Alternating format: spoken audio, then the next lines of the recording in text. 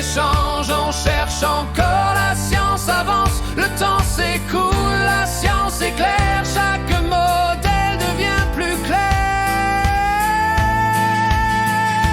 Dalton voyait des billes solides et indivisibles. Donc on se retrouve à la page 6 du document de notes rose. On va parler dans cette capsule-ci des différents types de matériaux. Donc, le but ultime à la suite de cette capsule-là, c'est d'être en mesure de reconnaître les différents types de matériaux qui existent et après ça, d'être capable de justifier l'utilisation d'un certain type de matériaux dans la construction d'un objet. Donc, par exemple, si on parle de plastique, de métal, si on parle de bois, si on parle de matériaux composites, de céramique, donc on va être en mesure, avec les propriétés qu'on va voir de chacun des types de matériaux, de justifier leur utilisation dans un objet. Donc ça, c'est ce que vous devriez être en mesure de faire en secondaire 4 dans les questions d'analyse technologique. Donc pour cette capsule-ci, ce qu'on va faire, c'est qu'on va nommer. On va nommer les différents types de matériaux, on va regarder qu'est-ce que c'est, ça sert à quoi, puis on va essayer de faire des petites généralisations pour vous permettre de vous guider dans votre étude. Donc, la première catégorie de matériaux, ce sont les plastiques. Donc, il y a deux types de plastiques différents. Donc, le premier type, c'est ce qu'on appelle les thermoplastiques. Donc, dans un seul mot, thermoplastique. Donc, par définition, je vais vous résumer ce qui est en bas, puis après ça, on va écrire les mots qui manquent. Donc, les thermoplastiques, donc comme ça le dit, thermotempérature puis plastique. C'est des plastiques qui vont se déformer sous l'effet de la chaleur et on va être capable de leur donner une nouvelle forme. Donc, ça nous permet de les recycler. C'est des plastiques qui sont relativement mous. On est capable dans nos mains de jouer avec puis en fait de les écraser puis de leur donner une forme, mais on serait capable de les faire fondre, d'utiliser un moule puis de leur donner une nouvelle forme à ce moment-là. On va voir dans la définition, là, ça dit que c'est à peu près 80% de l'usage mondial des plastiques qui sont de ce type-là parce que ce sont des plastiques qui sont recyclables. Donc, on est capable de leur donner une deuxième vie à ces plastiques-là. Donc, maintenant, on va remplir les mots qui manquent. Donc, c'est marqué que sous l'effet de la chaleur, ils deviennent mous. Et là, attention, utilisez le mot vraiment que je vais écrire parce que le mot malléable, on va voir tantôt que c'est spécifique à une certaine catégorie de matériaux. Donc, je vais utiliser le mot maniable, donc mou et maniable. Donc, ce que ça veut dire, c'est que sous l'effet de la chaleur, bon, c'est ça, ils deviennent mous, puis on peut leur donner une nouvelle forme. Puis quand ils vont refroidir, ils vont garder cette forme-là. Donc, les plastiques contenus dans cette catégorie sont recyclables et représentent 80% de l'usage mondial. Donc, peuvent être ramollis et durcis, ramollis avec la chaleur, durcis avec le froid, et ça leur permet de prendre des nouvelles formes. Des exemples de plastique qu'on met dans cette catégorie-là, donc le polystyrène ou le styromousse, ce sont des plastiques thermoplastiques. Donc, on pourrait faire fondre et qu'on pourrait leur donner une nouvelle forme. Le téflon, c'est un type de plastique. Le téflon, on l'utilise entre autres en plomberie. Si vous avez déjà vu, c'est un petit ruban blanc, là, généralement, qu'on met sur les filets quand on vient visser, par exemple, en arrière d'une laveuse ou sur un tuyau de jardin. Là. Si jamais ça fuit, on peut venir mettre un petit ruban de plastique qu'on appelle du téflon. Le téflon, on l'utilise aussi pour recouvrir pour avoir des poils anti-adhésifs, pour empêcher que les choses collent. Donc, c'est un plastique qu'on utilise, donc qui fait partie de la catégorie des thermoplastiques. Le PVC, c'est des tuyaux qu'on utilise entre autres en plomberie maintenant. Donc, si vous avez déjà vu des tuyaux de plomberie blancs en plastique, c'est des petits tuyaux, c'est pas tellement gros, ça remplace les tuyaux de cuivre qu'on avait avant dans les maisons. Donc, on est capable de les bouger, là, c'est flexible, ce type de tuyaux-là, et on serait capable de les faire fondre et de les recycler. Et un dernier exemple, le néoprène. Le néoprène, c'est un plastique qu'on utilise entre autres pour faire des attelles, ceux qui font du sport, là, vous avez peut-être déjà vu à une cheville ou à un genou, un coude, un poignet. Ça ressemble à du caoutchouc, donc c'est seulement pour du soutien qu'on va utiliser ça, donc le néoprène. On utilise ça aussi entre autres pour des gilets de sauvetage. Là, vous avez peut-être déjà vu, pas du plastique, là, du plastique, mais des gilets de sauvetage aussi sont faits en néoprène parce qu'ils laissent passer l'humidité. Donc, c'est un type de plastique qui est thermoplastique. Maintenant, la deuxième catégorie de plastique, ce sont les thermodurcissables. Thermodurcissable, encore une fois, en un seul mot. Donc, c'est vraiment le contraire des thermoplastiques. Les thermodurcissables, une fois que le plastique va être formé là, avec une réaction chimique, là, par exemple, on va prendre différents éléments, on va les faire fondre, on va les mélanger ensemble, il y aura une réaction chimique qui va créer le plastique. Et ces plastiques-là sont extrêmement durs comparativement aux thermoplastiques et ils ont une forme définitive. Ça veut dire que oui, on va être capable de les faire fondre, mais ça va détruire la réaction chimique puis on ne sera pas capable de remodeler le plastique puis lui donner une deuxième vie si on fait fondre des thermodurcissables. Donc, sous l'effet de la chaleur et de la pression, ils vont prendre une forme définitive initialement, mais après, c'est impossible de les recycler et de leur donner une deuxième vie. C'est une forme qui est définitive. Donc, on va remplir ensemble les différentes lignes qui sont là. Donc, ce sont des plastiques qui ont pris une forme définitive sous l'action de la chaleur et de la pression. Autrement dit, ils ne peuvent plus être moulés ni modifiés parce que le matériau a subi une modification permanente. Donc, à cause de ça, ils ne sont pas recyclables, ce qui explique pourquoi c'est seulement que 20% de l'utilisation mondiale des plastiques qui sont des thermodurcissables.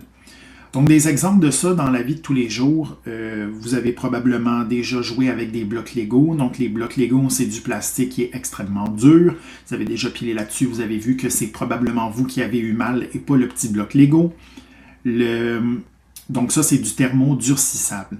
Je vous ai mis des exemples, là, des noms un peu compliqués qui sont des exemples de thermodurcissables. Donc bakélite, Kevlar. Le Kevlar, pour ceux qui ne savent pas c'est quoi, on fait maintenant des gilets pare-balles pour ça, pour entre autres les policiers. Pourquoi on fait ça en plastique et pas en métal? C'est parce que le métal est beaucoup plus lourd que le plastique et le Kevlar est très très dur, donc résistant par exemple aux balles. Qui pourrait atteindre le policier. Polyuréthane, on utilise ça entre autres en isolation. Vous avez peut-être déjà vu, là, ça vient en aérosol, c'est donc une petite cacane, là. Il y a un petit tube, et si par exemple il y a un trou qu'on veut boucher, on peut, en appuyant là-dessus, faire expulser une mousse, et la mousse va prendre l'expansion et va durcir. Ça fait une espèce de mousse jaune-orange, là. Puis quand elle vient dure, ça a une forme définitive à ce moment-là. Donc il y a une réaction chimique quand ça a été en contact avec l'air et ça vient boucher le trou. Tout ce qui est mélamine, donc comptoir armoire de mélamine, ce sont des plastiques qui sont des thermodurcissables. Donc on l'a moulé, ça a donné une forme définitive et ça, on ne peut plus recycler ça. Ça fait le tour des plastiques. Deuxième type de matériaux, maintenant, ce sont les matériaux composites. Donc, les matériaux composites, comme ça le dit, c'est composé de deux choses. Donc, il va y avoir un matériau de base auquel on va ajouter un autre matériau pour venir le renforcer. Donc, initialement, les matériaux auront chacun leurs propriétés individuelles. Puis quand on va les mettre ensemble, ça va créer de nouvelles propriétés, d'où les matériaux qu'on dit composites. Donc, on dit que c'est constitué d'un matériau de base qu'on appelle la matrice et on va venir y ajouter des fibres, quelque chose qui vient solidifier ou qui vient ajouter à la propriété de base qu'on va appeler renfort. Donc, les matériaux composites, là, c'est vraiment de jouer avec les propriétés des matériaux. Puis quand on va venir combiner 1, 2, 3 matériaux différents ensemble, on va ajouter ou modifier les propriétés qu'il y avait à la base. Donc, une matrice, on vient ajouter des renforts. Des exemples de ça, on va y aller tout de suite. Le béton armé. Donc, le béton armé, c'est ce qu'on utilise pour, entre autres, faire des ponts, faire des viaducs, faire des fondations de maisons, faire des fondations d'édifices. Donc, qu'est-ce que c'est? C'est qu'avant de couler du béton, on va venir mettre une structure en acier, puis par la suite, on vient couler le béton. Donc, ce que ça fait, c'est qu'on sait que l'acier, bon oui, l'acier est dur, mais l'acier permet un petit peu de flexibilité, ce qui va permettre au béton d'être renforcé. Donc, le béton, lui, va être dur, mais il va permettre un petit peu d'oscillation si jamais il y a un tremblement de terre, par exemple. Donc, les pneus, on pense que c'est seulement du caoutchouc, mais c'est faux. Entre autres, les pneus de voiture, généralement, oui, il y a du caoutchouc, ce qui est la matrice, mais on va venir y ajouter des fibres à l'intérieur. pour ceux et celles qui ont peut-être déjà vu, là, quand on va déchiqueter des pneus, c'est pas juste du caoutchouc, là, il y a vraiment à l'intérieur des fibres, soit du Kevlar, soit du verre, soit du polystyrène, qui viennent renforcer le pneu. D'autres exemples, là, tout ce qui est bâton de hockey, bâton de golf, bâton de marche, de raquette, que ce soit raquette de tennis, raquette de badminton, on va utiliser de la fibre de carbone avec le graphite pour être capable d'ajouter de la flexibilité. Quand, par exemple, on va cogner avec le bâton de golf, mais le bâton de golf ou le bâton de hockey, il va avoir une certaine flexibilité qu'il n'y aurait pas eu au départ si on n'était pas venu combiner un deuxième type de matériau. Donc ça, c'est les matériaux composites. Ensuite, les céramiques, très très simples, les céramiques, là, c'est des matériaux qui sont obtenus avec de la poussière de minéral qu'on va avoir cuit. Donc, à la cuisson de poussière minérale. Donc, vous avez peut-être déjà vu ou entendu parler de terre cuite, donc des pots là, qui sont comme orangés, qui sont vraiment fragiles si on les échappe, ou les tuiles de céramique qu'on utilise dans nos cuisines, dans nos salles de bain. Donc, c'est des matériaux qui sont extrêmement durs. Donc, si on les cogne avec notre main, on cogne dessus, c'est dur, mais fragile. Si on les laisse tomber d'une certaine hauteur, c'est sûr que ça va briser. Donc, c'est utilisé entre autres pour des isolants de fil à haute tension. Ça, on en a déjà parlé. On a déjà utilisé aussi nos petits blocs en céramique, nos résistances en électricité, parce qu'ils permettent de ralentir le courant. Donc, les résistors, j'en ai parlé. Les tuiles à carreaux, ça, c'est pour faire la céramique, par exemple, dans les douches, sur les planchers. Et on s'en sert aussi pour le blindage des chars d'assaut, de certains chars d'assaut, qui permettent d'augmenter la dureté. On continue maintenant avec les bois. Donc, c'est de la matière qui est ligneuse et compacte. Donc, matière ligneuse et compacte qu'on retrouve, en fait, qui sont composées... en fait, c'est le tronc, les branches, les racines des arbres qui sont utilisées. Pour ce que vous devez savoir maintenant, ce qui est nouveau en secondaire 4, ce que vous devriez être en mesure de dire, c'est qu'est-ce qui va se passer, qu'est-ce qu'on pourrait faire pour empêcher que le bois puisse se dégrader. Donc, vous avez peut-être déjà vu en quincaillerie ou à l'extérieur là, du bois qui a une teinte verte, ou maintenant on utilise une teinture là, qui permet de ne pas avoir du vert, mais si on veut se faire par exemple un patio, une galerie, avoir une teinte brune, un peu plus brun. Là. Donc, ce qu'on va venir faire, c'est qu'on va prendre le bois, la planche, on va la tremper dans un enduit chimique, donc qui va être absorbé, puis après ça, on va le faire chauffer, comme si on va le faire cuire, et là, ben, c'est comme si le bois va s'imperméabiliser, va devenir résistant aux insectes, à la moisissure, à l'humidité. Donc ça, c'est les deux premières lignes qui sont ici, donc en le trempant et ou en le chauffant. Donc, ça fait un traitement thermique et chimique en même temps pour faire du bois traité. Mais aussi, on peut y aller de façon un petit peu plus conventionnelle. Donc, si on veut protéger notre bois, on pourrait le peindre, le teindre ou le vernir. Ces trois façons-là de prévenir la dégradation, de protéger le bois contre les moisissures, les champignons, les insectes ou l'humidité. Bon, des exemples de ça, là, il y en a dans... On pourrait nommer plein d'exemples d'utilisation du bois. Là, j'ai nommé chaise, table ou un quai là, qui flotte sur l'eau. On doit le protéger pour qu'il puisse être utilisé pendant plusieurs années. Finalement, la dernière catégorie de matériaux, ce sont les métaux et les alliages. Un alliage, je l'ai mis en parenthèse, c'est un mélange d'un métal avec une autre substance qui peut être soit un autre métal ou un autre élément dans le tableau périodique. Donc, un métal, on a vu ça, en fait, on les a définis en début d'année quand on a vu les catégories dans le tableau périodique, le métal, non-métal, métalloïde. Donc, c'est un peu du déjà vu. Donc, un métal est un matériau qui possède un éclat particulier, donc ça a une certaine brillance. Ça permet aussi de conduire l'électricité et la chaleur. Donc, permet de conduire l'électricité et la chaleur. Maintenant, un alliage, c'est un produit qui est obtenu à partir du métal et un ou plusieurs autres éléments. Donc là, ce qui est important, puis vous pourriez peut-être vous mettre du fluo, c'est cette ligne-là ici. Donc, on dit pour protéger contre la dégradation, on peut utiliser un procédé qui s'appelle la galvanisation, qui consiste à venir plaquer, mettre une couche de zinc sur notre métal. Le zinc est résistant à l'humidité qu'il y a dans l'air, donc va empêcher de rouiller. N'importe quel traitement anti-rouille pourrait être utilisé, de la peinture ou un revêtement imperméable. On pourrait aussi nommer de l'huile, de la graisse. Si on veut empêcher par exemple qu'une chaîne de vélo rouille, on pourrait utiliser de l'huile ou de la graisse pour empêcher sa dégradation. Donc des exemples de métaux, donc magnésium, cuivre, fer, on en a déjà parlé. De l'acier, par contre, on ne retrouve pas ça directement dans le tableau périodique, c'est un alliage. Donc pour fabriquer de l'acier, on prend du fer, qui est un métal, avec du carbone. Et là, ça devient de l'acier.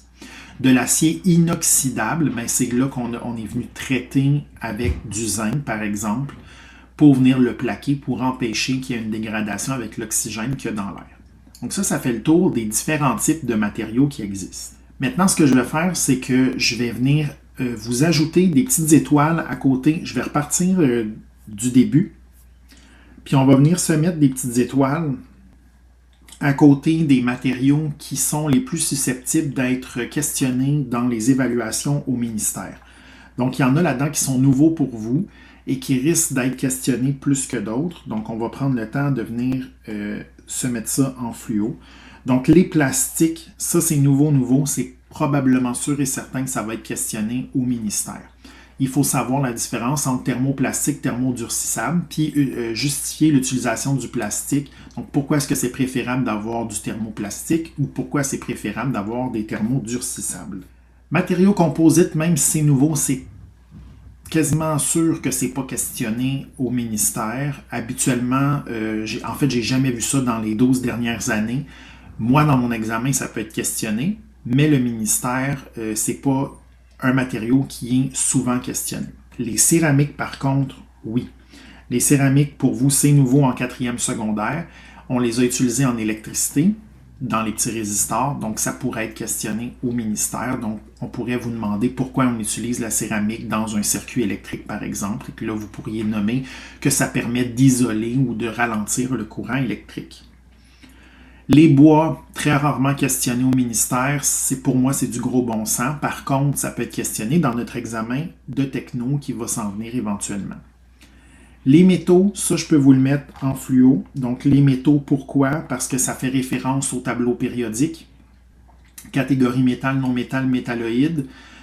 Et en même temps, ça fait référence aux caractéristiques qu'on a déjà vues, conductibilité électrique, thermique.